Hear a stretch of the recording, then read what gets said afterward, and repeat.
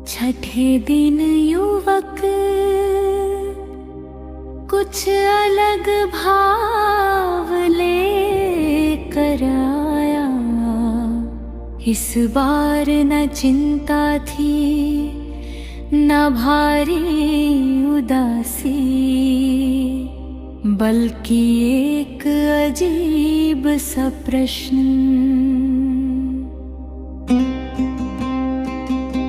उसने बैठते ही पूछा, भगवन, कभी कभी लगता है कि मैं ही अपनी समस्या हूँ।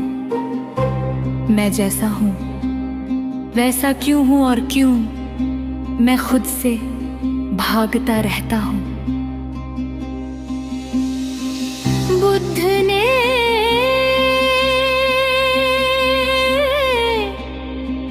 ध्यान से उसकी ओर देखा, फिर पास रखे 2 मिट्टी के बर्तन उठाए। एक पर लिखा था मैं, दूसरे पर मेरा। बुद्ध बोले, बताओ इन दोनों में अंतर क्या है। युवक कुछ सोचकर बोला, मैं देखने वाला है और मेरा, जिसे मैं अपना कहका।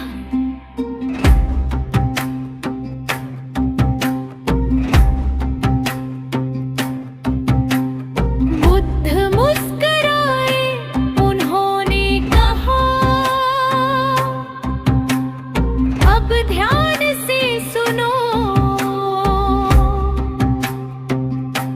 तुम कहते हो मेरा डर, मेरा दुख, मेरा अतीत, लेकिन क्या तुम कभी कहते हो मैं डर हूं? युवक चुप हो गया।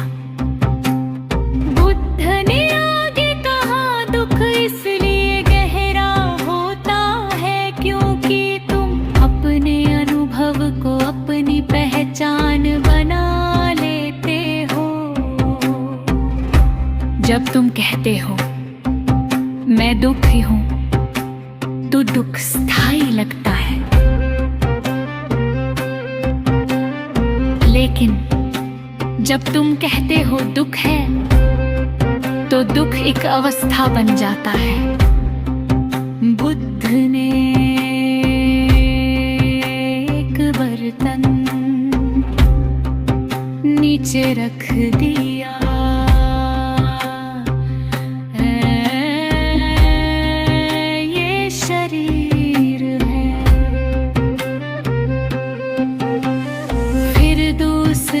बर्तन को थोड़ा ऊपर उठाया।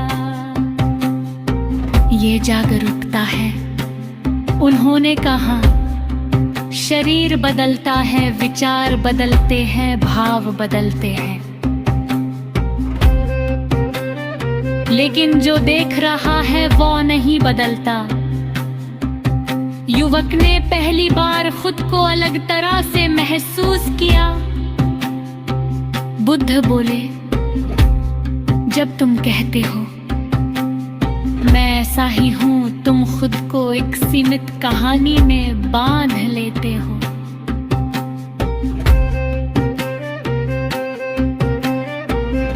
लेकिन तुम कहानी नहीं हो, तुम कहानी को देखने वाले हो। युवक ने पूछा, तो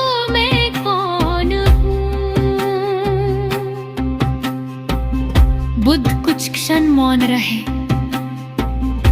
फिर बोले, जो ये प्रश्न पूछ रहा है वही तुम हो, और जो उत्तर ढूंढना चाहता है वह भी एक विचार है।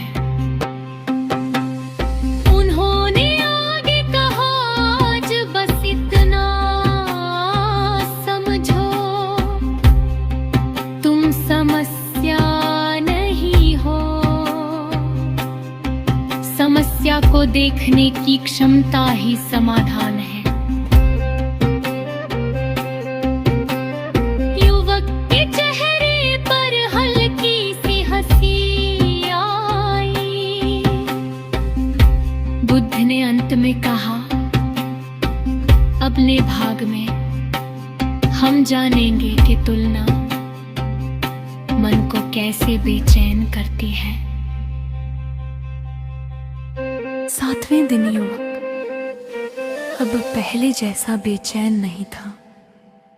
उसकी चाल में स्थिरता थी, लेकिन मन में अब भी एक सूक्ष्म शांति बची थी।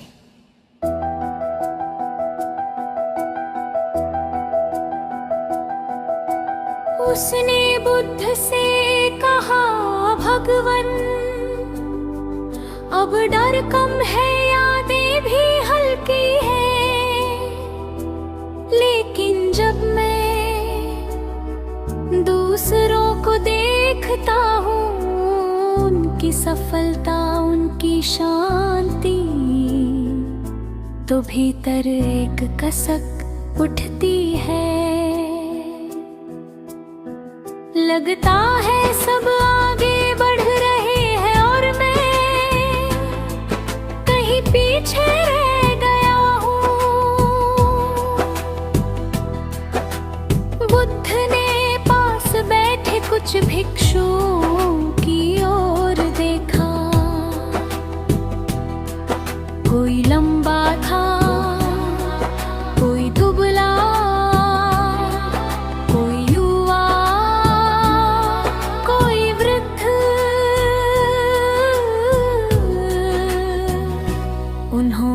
पूछा, क्या ये सब एक जैसे दिखते हैं? युवक ने कहा, नहीं। बुद्ध बोले, तो फिर तुम चाहते हो कि इनके जीवन एक जैसे हो? युवक चुप हो गया। बुद्ध ने जमीन पर 3 अलग-अलग बीज रखे, एक आम का, एक नीम का, एक पीपल का। उन्होंने कहा, अगर तुम तीनों से एक जैसा फल मांगो तो क्या होगा? युवक बोला, ये असंभव है। बुद्ध ने शांत स्वर में कहा, संभव मांग है। तुम अपने मार्ग की तुलना दूसरे के मार्ग से करते हो, बिना ये जाने कि उसकी यात्रा तुमसे अलग है। उन्होंने आगे कहा, जब तुम दूसरे को देखते हो, तुम उसका वर्तमान देखते हो, लेकिन जब खुद को देखते हो, तुम अपना पूरा अतीत साथ लेकर देखते हो। ये तुलना कभी न्यायपूर्ण नहीं होती। युवक ने महसूस किया, वह खुद से अनजाने में कठोर व्यवहार करता रहा है। बुद्ध बोले, तुलना आत्मा का जहर है।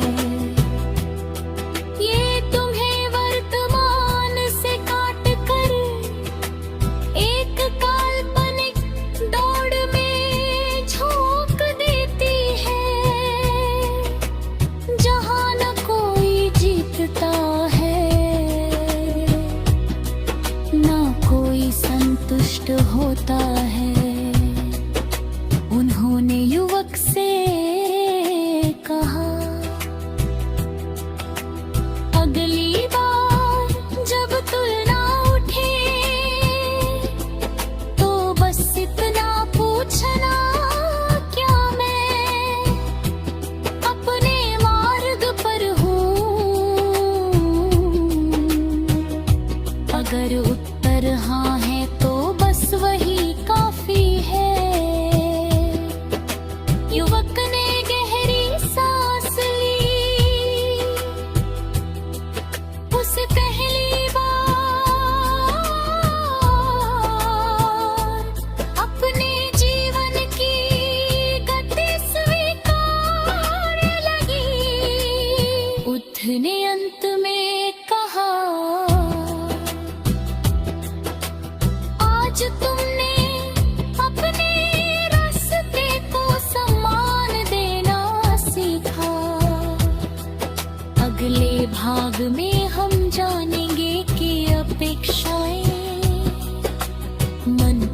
कैसे बांधती है।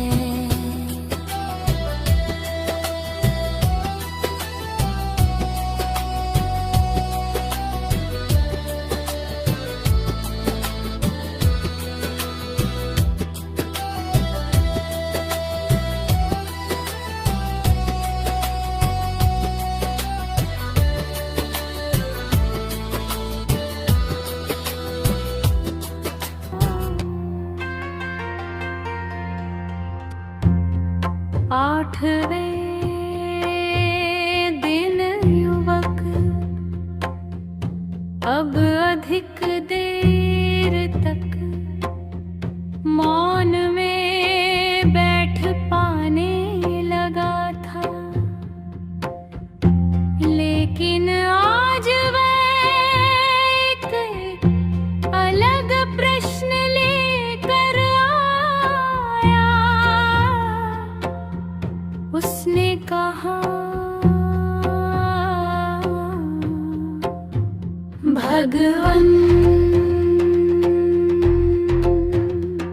अब मन पहले से काफी शांत है, लेकिन जब मैं किसी से कुछ अपेक्षा रखता हूँ और वह पूरी नहीं होती, तो मन फिर अशांत हो जाता है। लगता है मैं शांत हूँ बस तब तक जब तक सब मेरे अनुसार चलता। बुद्ध ने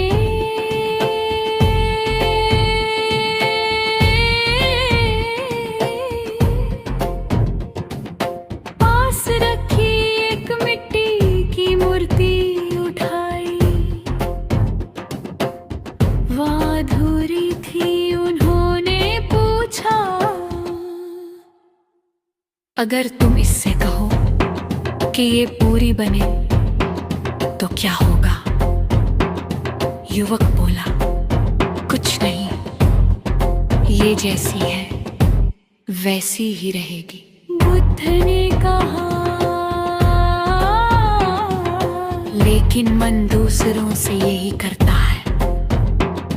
हम लोगों से कहते हैं ऐसे बनो, ऐसे बनो, वैसे समझो, और जब वे हमारी मूर्ति नहीं बनते तो हमें दुख होता है। युवक समझने लगा।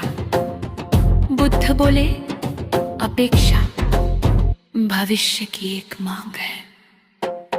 तुम वर्तमान में खड़े होकर भविष्य से कहते हो मुझे ऐसा दे, और जब भविष्य तुम्हारी बात नहीं मानता तो मन टूट जाता है।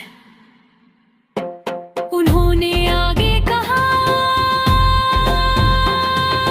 ध्यान दो, तुम्हें सबसे ज्यादा दुख उनसे होता है जिनसे तुम सबसे ज्यादा अपेक्षा रखते हो। युवक ने सिर झुका लिया। बुद्ध ने नरम स्वर में कहा, अपेक्षा प्रेम नहीं है।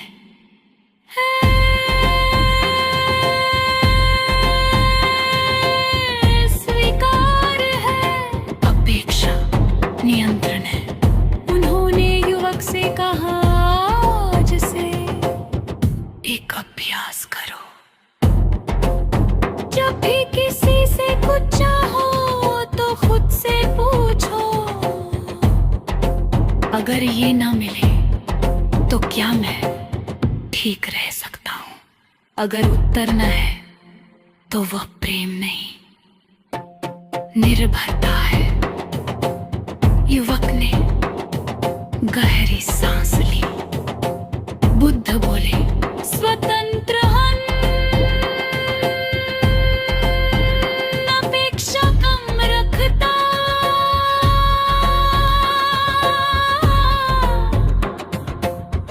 और अपेक्षा कम होने पर शांति स्वाभाविक हो जाती है।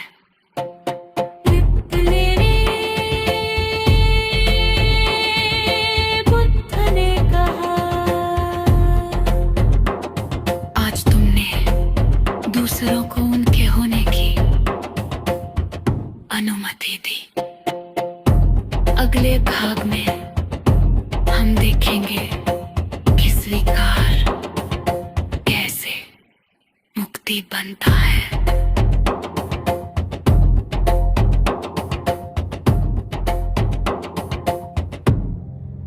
नौवें दिन युवक अब बहुत कम बोलता था, उसके भीतर एक ठहराव आ गया था।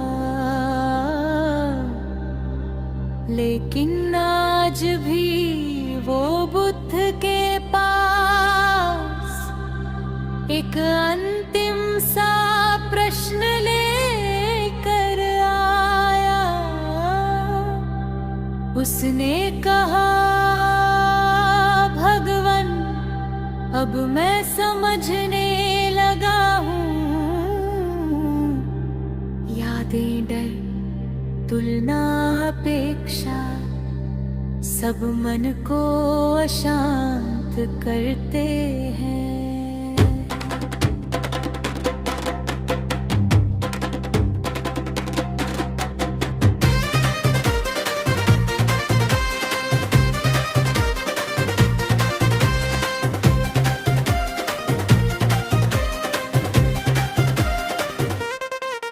लेकिन फिर भी कभी कभी ऐसा लगता है कि मैं हार मान रहा हूँ, जैसे स्वीकार करना कमजोरी हो। बुद्ध ने उस नीला और देखा, फिर पास ही बहती एक छोटी सी नदी की ओर इशारा किया। उन्होंने पूछा, क्या ये नदी चट्टानों से लड़ती है? युवक ने कहा, नहीं, वह उनके चारों ओर बह जाती है। युवक ने कहा, क्या तुम उसे कमजोर कहोगे? युवक ने धीरे से कहा, नहीं, वो तो लगातार बहती रहती है। बुद्ध ने कहा, स्वीकार करना हार मान गया।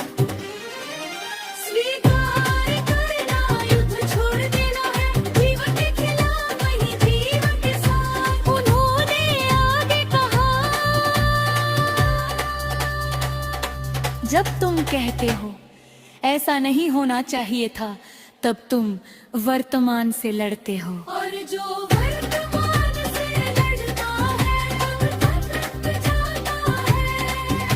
युवक ने महसूस किया, उसकी बहुत सी थकान इसी लड़ाई से आई थी। बुद्ध बोले, स्वीकार का अर्थ ये नहीं कि तुम कुछ बदलो ही नहीं। स्वीकार पहले ये मान लेना कि अभी जो है वही है। यही स्वीकार कार्रवाई को स्पष्ट बनाता है। उन्होंने जमीन पर दो वृत्त बनाए, पहले पर लिखा विरोध, दूसरे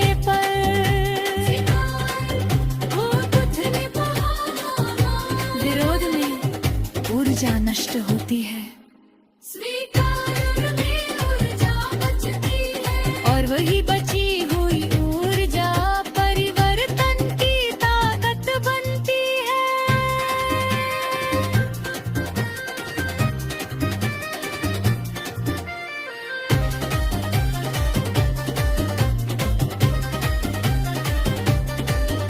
जीवन की आँखों में अब डर नहीं था। उसने पूछा, तो क्या सब स्वीकार कर लेने से मन शांत हो जाता है? मन नहीं, तुम शांत हो जाते हो। मन तो सोचता रहेगा, लेकिन तुम उसके साथ बहते नहीं रहोगे। युवक ने गहरी सांस ली, उसके भीतर एक मौन सी मुस्कान थी।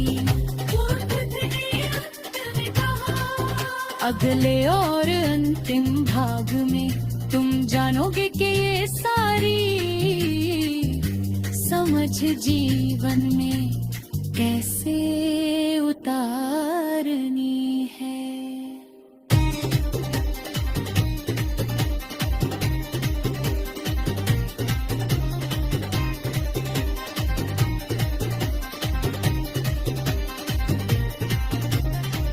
दसवें दिन युवक बुद्ध के पास बिना किसी प्रश्न के आया।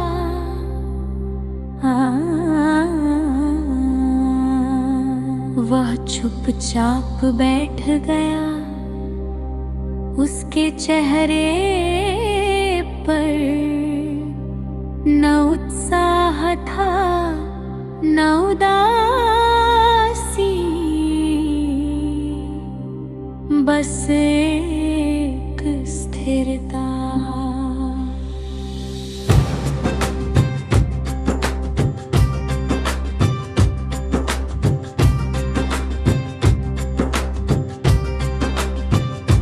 बुद्ध ने उसे देखा और समझ गए कि अब शब्द कम और अनुभव अधिक आवश्यक है। कुछ देर बाद बुद्ध बोले, अब तुम मन को ठीक करने नहीं आए हो, अब तुम जीवन को जैसा है वैसा जीने सीख गए हो। युवक ने धीरे से कहा, भगवान मन अभी सोचता है। बुद्ध मुस्कुराए, उन्होंने कहा मन का काम है सोचना, लेकिन अब तुम सोच नहीं हो, तुम जो सोच को देख रहा है। उन्होंने आगे कहा, अब तुम्हें कोई अभ्यास जोड़ना नहीं है, बस तीन बातों को जीवन में उतारना है। बुद्ध ने उंगलियों पर गिनते हुए कहा, पहला जब दुख आए तो भागो मत, दूसरा जब सुख आए तो पकड़ो मत, और तीसरा जो है उसे पूरी तरह देखो। युवक ने इन शब्दों को अपने भीतर उतरते महसूस किया। बुद्ध बोले, शांति कोई विशेष अवस्था नहीं है, ये उस क्षण पैदा होती है जब तुम जीवन से लड़ना छोड़ देते हो। उन्होंने युवक को अपने चारों ओर देखने को कहा। हवा बह रही थी, पत्ते हिल रहे थे, पक्षी उड़ रहे थे। बुद्ध ने कहा, कुछ भी पूर्ण नहीं है और कुछ भी अधूरा नहीं है, सब जैसा है वैसा ही जीवन है। युवक के चेहरे पर हल्की सी मुस्कान आई, उसने महसूस किया अब उसे कहीं पहुंचने की जल्दबाजी नहीं है। बुद्ध ने अंत में कहा, आज से तुम मेरे पास सीखने नहीं, याद करने आओगे, क्योंकि जो खो सोच रहे थे वह कभी खोया ही नहीं था। युवक ने गहरी सांस ली और पहली बार सांस को